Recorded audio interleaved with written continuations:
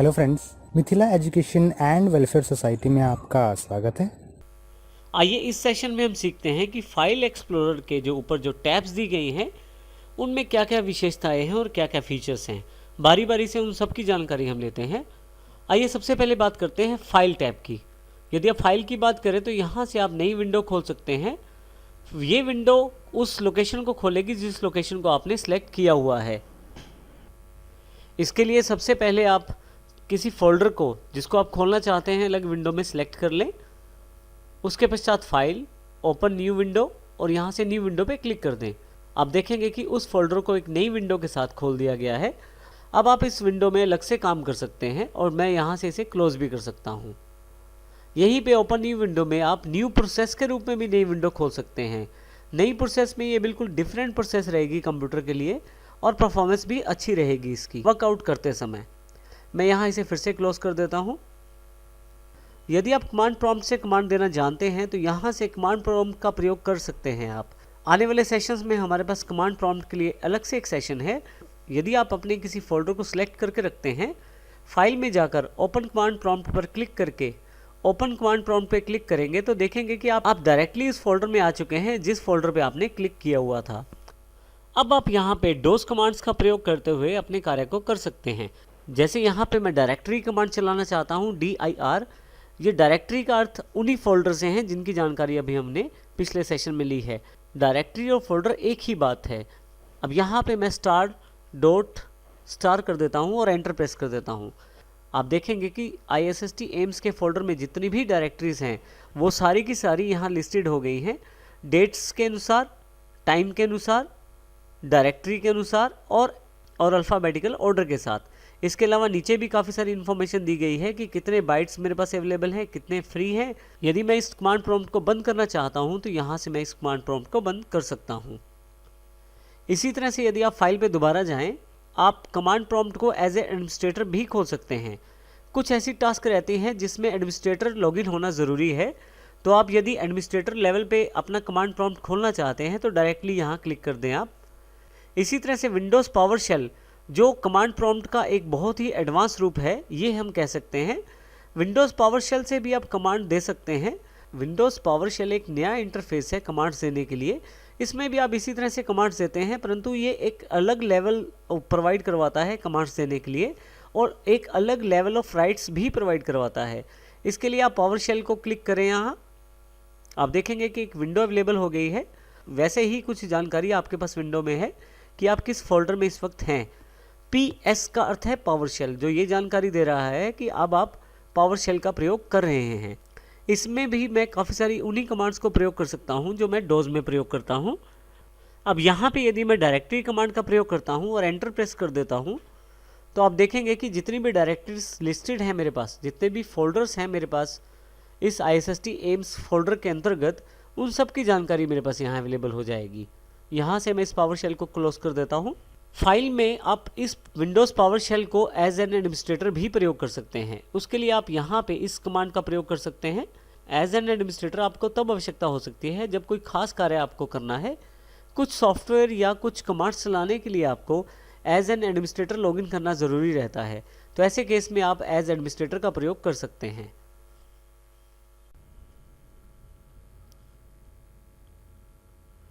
File में next हमारे पास options available हैं। ऑप्शंस पे क्लिक करते ही आपके पास काफ़ी सारे ऑप्शंस अवेलेबल हो जाएंगे जो बेसिक टास्क से रिलेटेड रहते हैं विंडोज़ में। जैसे कि ये बॉक्स फोल्डर ऑप्शंस को जानकारी दे रहा है।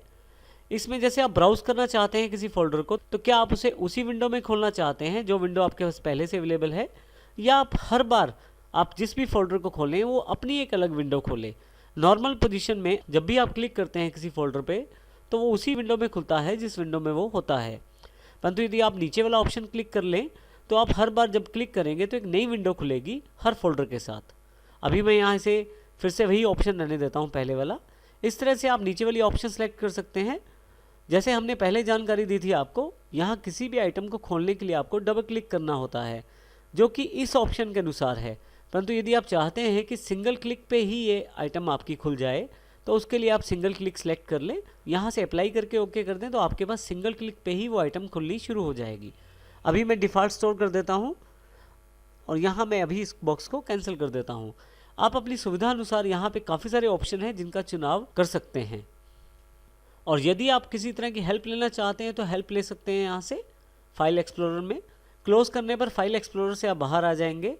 आइए अब बात करते हैं हम होम टैब के सेक्शन की। होम टैब पे यदि आप क्लिक करें तो आपके सामने कुछ इस तरह का इंटरफेस अवेलेबल हो जाएगा रिबन के रूप में।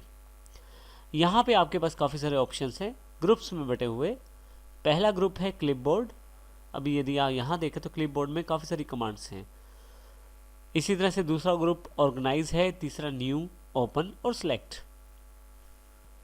आप अपने किसी भी फोल्डर को क्विक एक्सेस यहाँ पे शामिल कर सकते हैं। इसके लिए आपको केवल करना इतना है कि क्लिक करके रखें आप फोल्डर पे, पिन टू क्विक एक्सेस पे क्लिक कर दें। जैसे ही पिन टू क्विक एक्सेस करेंगे, अगली बार जब आप क्विक एक्सेस का प्रयोग करेंगे यहाँ पे, तो आप देखेंगे कि वो फोल्डर यहाँ पे भी अवेलेबल हो गया है। और यदि आप यहाँ से हटाना चाहते हैं तो राइट क्लिक करें, अनपिन फ्रॉम क्विक एक्सेस कर दें। मैं वापस आ जाता हूँ। उसके पश्चात यदि आप किसी फाइल या किसी फोल्डर को कॉपी करना चाहते हैं तो पहले सिलेक्ट कर लें। जैसे मैंने इसको सिलेक्ट कर लिया। ये मेरी सैम्पल नाम से एक फ़ाइल है। अगर मैं इसका डुप्लीकेट बनाना चाहता हूँ, इसके लिए मैं कॉपी पे क्लिक करूँगा। अगर मुझे डुप्लीकेट यही चाहिए तो मैं यहीं पे पेस्ट कर दूँगा। जैसे कि देखें, सैम्पल कॉपी के रूप में एक डुप्लीकेट अवेलेबल हो गया है सेम फाइल का। परंतु यदि मैं इस फाइल की कॉपी कहीं और चाहता हूँ, जैसे कि मैं डेस्कटॉप पे अब इसे पेस्ट करना चाहता हूँ, तो डेस्कटॉप पे क्लिक करूँगा और यहाँ पे जाके पेस्ट कर दूँगा। आप देखेंगे कि उस फाइल की एक कॉपी यहाँ भी अवेलेबल हो गई है। मैं फिर से वापस अपनी ई ड्राइव पे आ जाता हूँ। आप चाहें तो किसी फाइल को मूव कर सकते हैं। उसके लिए कट और पेस्ट का प्रयोग करना पड़ेगा। जैसे कॉपी और पेस्ट से डुप्लीकेट अवेलेबल होता है फाइल का, इसी तरह से कट और पेस्ट से वो फाइल मूव हो जाता है एक जगह से दूसरी जगह पे। जैसे उदाहरण के तौर पे यहाँ डॉक्यूमेंट्स में चला जाता हूँ। माई टेक्स्ट के नाम से एक फ़ाइल पड़ी हुई है। मैं इसको सेलेक्ट कर लेता हूँ और यहाँ से कट पे क्लिक कर देता हूँ। जैसे ही कट पे आप क्लिक करेंगे, आप देखेंगे कि यहाँ पे आइकॉन थोड़ा सा डिम हो गया है। अब जहाँ पे मैं इसको मूव करना चाहता हूँ इस फाइल को, वहाँ पे क्लिक करूँगा। जैसे मैं ई पे लाना चाहता हूँ और यहाँ पे पेस्ट कर दूँगा। आप देखेंगे कि फ़ाइल यहाँ पे आ गई है। इस बैक बटन से हम बैक जाते हैं। अब देखें यहाँ पे माई टेक्स्ट के नाम से फ़ाइल नहीं है। फिर से फॉरवर्ड आते हैं। आप देखें कि माई टेक्स्ट के नाम से फ़ाइल ई पे अवेलेबल हो गई है। इस प्रकार आप अपनी फाइलों को मूव और कॉपी कर सकते हैं। इसके अतिरिक्त यदि आप किसी पर्टिकुलर फोल्डर के अंतर्गत काम कर रहे हैं और उस फोल्डर का एड्रेस कॉपी करना चाहते हैं तो वो भी कर सकते हैं। जैसे कि यहाँ पे मैं ट्रेनिंग मटेरियल वाले फोल्डर का एड्रेस कॉपी करना चाहता हूँ कि ये फोल्डर कहाँ पे अवेलेबल है। मैं फोल्डर को सिलेक्ट कर लेता हूँ सिंगल क्लिक से और ऊपर बनी हुई कॉपी पाथ कमांड को क्लिक कर देता हूँ। अभी यहाँ पे कुछ नहीं हुआ है, परंतु यदि आप किसी टेक्स्ट एडिटर में जाके, जैसे नोटपैड में जाकर राइट क्लिक करके पेस्ट करें, तो आपके पास उस पर्टिकुलर फोल्डर का एड्रेस आ जाएगा। इसके अतिरिक्त एड्रेस जानने के लिए आप यहाँ भी क्लिक कर सकते हैं। आपको उस लोकेशन का एड्रेस दिया जाएगा जहाँ पे आप इस वक्त हैं। लेफ्ट नेविगेशन पेज से मैं पिक्चर्स पर क्लिक करके अपने कंप्यूटर में अवेलेबल पिक्चर्स पर आ जाता हूँ। अब मान लीजिए मैं इस फाइल को क्लिक कर लेता हूँ और इसको कॉपी कर लेता हूँ और अब मैं यहाँ से ई ड्राइव पर आ जाता हूँ। यदि उस फाइल का मैं डुप्लीकेट बनाना चाहता हूँ तो ज़रूर पेस्ट करूँगा, परंतु यहाँ पे मैं उस फाइल का शॉर्टकट भी बना सकता हूँ पेस्ट शॉर्टकट कमांड से। जैसे ही मैं इसको क्लिक करूँगा, वो फाइल कॉपी नहीं होगा, फाइल वहीं पे रहेगा, केवल उसका एक शॉर्टकट मेरे पास अवेलेबल हो जाएगा। यदि मैं इस शॉर्टकट को डबल क्लिक करूँ तो देखिए वही फाइल मेरे पास ओपन हो जाएगी।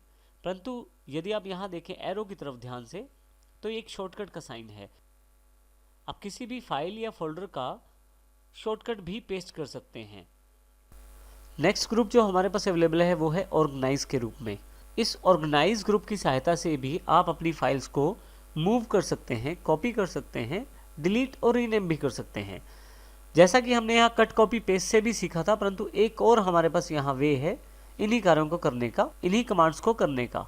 जैसे कि उदाहरण के तौर पे मैं सैम्पल फाइल को कहीं और मूव करना चाहता हूँ। मैं सैम्पल फाइल को सिलेक्ट करके रखूँगा, मूव टू पे क्लिक करूँगा। नीचे मेरे पास वो लोकेशंस आ जाएंगे जहाँ मैं इन्हें पेस्ट कर सकता हूँ। कुछ स्पेसिफिक लोकेशन इसने स्वयं आपको दे दिए हैं, जैसे डॉक्यूमेंट्स, पिक्चर्स, डेस्कटॉप इत्यादि। परंतु यदि आप किसी खास लोकेशन पे जाना चाहते हैं तो चूज़ लोकेशन से वो भी चूज़ कर सकते हैं।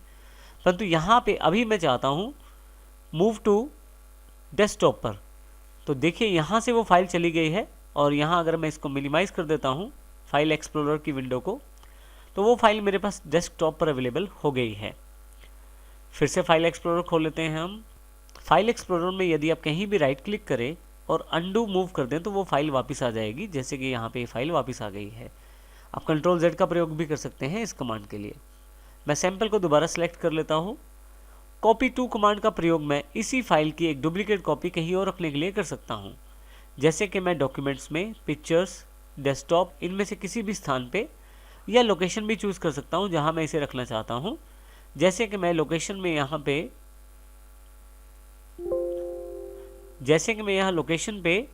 डॉक्यूमेंट्स में एक नया फोल्डर बना लेता हूँ। न्यू फोल्डर से जैसे ही मेक न्यू फोल्डर पे क्लिक करूँगा मेरे पास एक फोल्डर अवेलेबल हो जाएगा,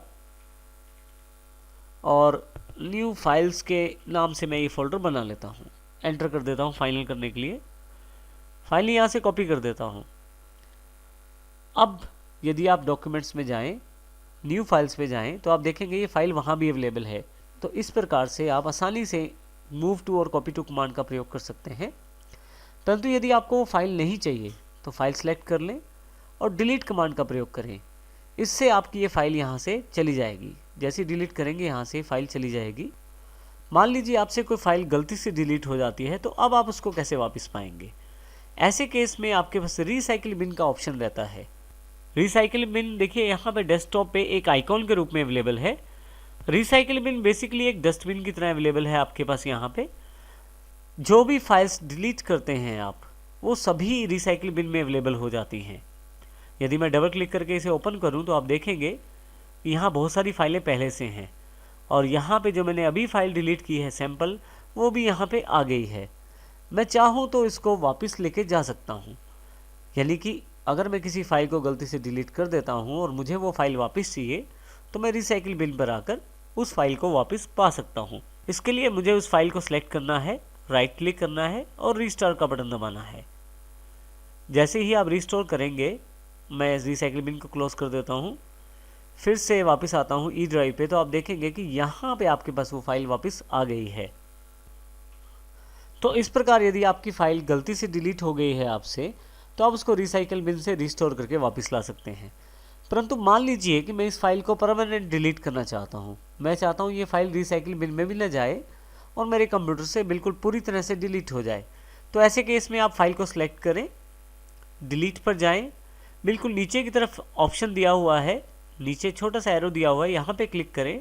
आपके पास दो ऑप्शन और खुल जाएंगे, रिसाइकिल और परमानेंटली डिलीट। रिसाइकिल करते ही बिल्कुल पहले वाला ऑप्शन आएगा, आपकी ये फाइल डिलीट होकर रिसाइकिल बिन में चली जाएगी। परंतु यदि आप परमानेंटली डिलीट कर देते हैं तो ये फाइल रिसाइकिल बिन में ना जाकर पूरी तरह से डिलीट हो जाएगी आपके कंप्यूटर से।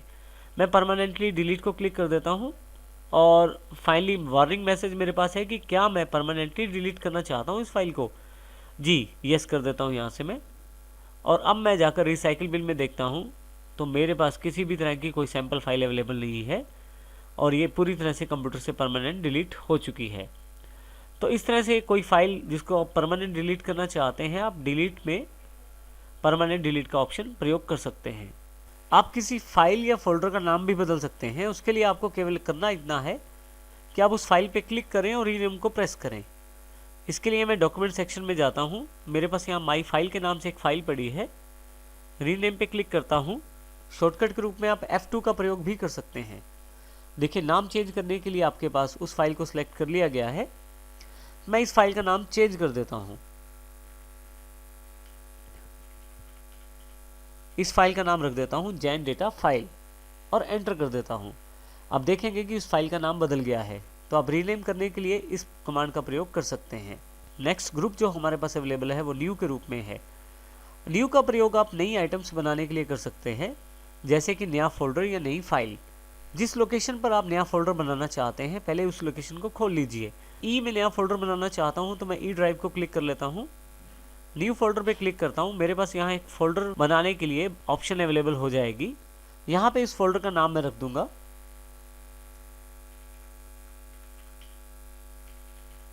इस फोल्डर का नाम रख देता हूं इंपॉर्टेंट डेटा। जैसे ही मैं एंटर करता हूं देखिए मेरे पास ये फोल्डर अवेलेबल हो गया है। आप चाहें तो नई फाइल भी यहां से बना सकते हैं। इसके लिए न्यू आइटम पे क्लिक करें। आपके पास काफ़ी सारे ऑप्शन यहाँ पे हैं। ये ऑप्शन आपके कंप्यूटर में इंस्टॉल्ड ऐप्स या सॉफ्टवेयर पर आधारित होते हैं। जैसे कि मेरे पास यहाँ माइक्रोसॉफ्ट वर्ड डॉक्यूमेंट का एक एप्लीकेशन सॉफ्टवेयर है। यदि मेरे कंप्यूटर में ये सॉफ्टवेयर होगा, उसकी नई फाइल बनाने का ऑप्शन यहाँ अवेलेबल होगा। परंतु मेरे कंप्यूटर में यदि वो ऐप नहीं है या एप्लीकेशन नहीं है, तो फिर ये पॉसिबल नहीं हो पाएगा। अगली कमांड जो हमारे पास अवेलेबल है वो है इजी एक्सेस के रूप में। इजी एक्सेस में आप अपने किसी भी फोल्डर को अपनी लाइब्रेरीज में ऐड कर सकते हैं और आसानी से वहाँ से उसे एक्सेस कर सकते हैं। जैसे कि मैं इंपॉर्टेंट डेटा को सिलेक्ट कर लेता हूँ, इजी एक्सेस पे जाता हूँ और इंक्लूड इन लाइब्रेरी करता हूँ। यहाँ मेरे पास काफ़ी सारे ऑप्शन हैं, यहाँ से मैं डॉक्यूमेंट्स चुन लेता हूँ। आप देखेंगे कि लाइब्रेरीज में डॉक्यूमेंट सेक्शन में इंपॉर्टेंट डेटा को ऐड कर लिया गया है। यदि मैं लाइब्रेरीज पे क्लिक करूँ, डॉक्यूमेंट्स पे क्लिक करूँ, तो आप देखेंगे इंपॉर्टेंट डेटा फोल्डर में जितनी भी फाइल्स हैं वो यहाँ दिखाई गई हैं। मैं ई पे वापस चला जाता हूँ। यदि आप नेटवर्किंग एनवायरनमेंट में काम करते हैं और एक कंप्यूटर से दूसरे कंप्यूटर का डेटा शेयर करते हैं, तो इजी एक्सेस में दूसरी ऑप्शन मैप एज ड्राइव है। मैप एज ड्राइव क्लिक करके आप उस पर्टिकुलर फोल्डर का नाम दे सकते हैं जिस फोल्डर को आप एक्सेस करना चाहते हैं दूसरी ड्राइव पे। यहाँ पे मैप ड्राइव का अर्थ ये है कि जिस प्रकार आप नेटवर्क से कुछ परमिशंस के साथ ड्राइव को एक्सेस कर सकते हैं, वैसे ही आप कुछ परमिशंस के साथ इन फोल्डर्स को भी एक्सेस कर सकते हैं। अगला ग्रुप जो हमारे पास अवेलेबल है वो है ओपन के रूप में। ओपन ग्रुप में हमारे पास सबसे पहली कमांड है प्रॉपर्टीज़ के रूप में। किसी भी फाइल और फोल्डर की आप आसानी से प्रॉपर्टीज़ जान सकते हैं। केवल क्लिक करें फाइल पे या फोल्डर पे। जैसे यहाँ मैंने सैम्पल फाइल पे क्लिक कर दिया है, प्रॉपर्टीज़ पे क्लिक करें, आपके सामने उस फाइल की पूरी डिटेल अवेलेबल हो जाएगी। किस प्रकार की फाइल है, साइज़ क्या है फाइल का, किस डेट को बनाई गई, मॉडिफाइड डेट और एक्सेस्ड, कब कब उसको प्रयोग किया गया। यहाँ मैं इसे कैंसिल कर देता हूँ। यदि आप इस फाइल को खोलना चाहते हैं तो आप डबल क्लिक करके डायरेक्टली खोल सकते हैं। इसके अतिरिक्त यहाँ से ओपन पे भी क्लिक करके आप खोल सकते हैं फाइल को। आपके पास ये फाइल ओपन होकर आपके सामने आ जाएगी। मैं अब इसे क्लोज कर देता हूँ। परंतु यदि आपकी कोई फाइल इमेज फाइल है या उसको किसी सॉफ्टवेयर से एडिट किया जा सकता है, जैसे कि यहाँ पे मैं पिक्चर्स पे आ जाता हूँ और किसी पर्टिकुलर फाइल पे क्लिक कर देता हूँ, अब यहाँ पे एडिट भी इनेबल हो जाएगा। यहाँ एडिट पे क्लिक करते ही मेरे पास उस पर्टिकुलर फाइल से रिलेटेड जो सॉफ्टवेयर है वो खुल जाएगा और मैं इस पर्टिकुलर फाइल को एडिट कर सकता हूँ।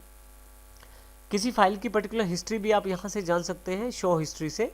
इसके अतिरिक्त मैं फिर से ई पे वापस आ जाता हूँ। इसके अतिरिक्त फाइल एक्सप्लोरर में सिलेक्ट करने के लिए एक सिलेक्ट ग्रुप अलग से अवेलेबल है। यदि मैं ई ड्राइव के अंतर्गत सभी फाइल्स या फोल्डर्स को सिलेक्ट करना चाहता हूँ, तो सिलेक्ट ऑल पे क्लिक करते ही मेरे पास सारे के सारे फाइल्स और फोल्डर सिलेक्ट हो जाएंगे। आप इसके लिए कंट्रोल ए का प्रयोग भी कर सकते हैं। इसके अतिरिक्त यदि मैं कुछ बीच में से सिलेक्ट करना चाहता हूँ तो क्लिक करके रखूँगा और कंट्रोल प्रेस करके रखूँगा।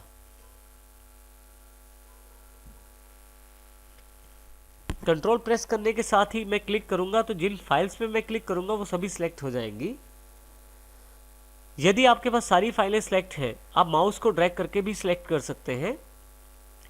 इसके अतिरिक्त यदि आपके पास कोई एक पर्टिकुलर फाइल सिलेक्ट है, परंतु आप बाकी सारी फाइलें सिलेक्ट करना चाहते हैं इस फाइल को छोड़ के, मान लीजिए मुझे इंपॉर्टेंट डेटा को छोड़कर बाकी सारी फाइलें सिलेक्ट करनी है, तो मैं इंपॉर्टेंट डेटा को सिलेक्ट करूँगा और इन्वर्ट सिलेक्शन कर दूंगा। आप इन्वर्ट सिलेक्शन का बटन दबाते ही जो फाइल या फोल्डर आपने सिलेक्ट किया था उसको छोड़ के बाकी सारी फाइल्स और फोल्डर सिलेक्ट कर लिए जाएंगे। इन्वर्ट सिलेक्शन का ये फ़ायदा रहता है, इसे आसानी से आप सिलेक्शन कर सकते हैं इन्वर्ट रूप में। तो इस प्रकार से हमने इस सेशन में होम टैब की पूरी जानकारी ली है।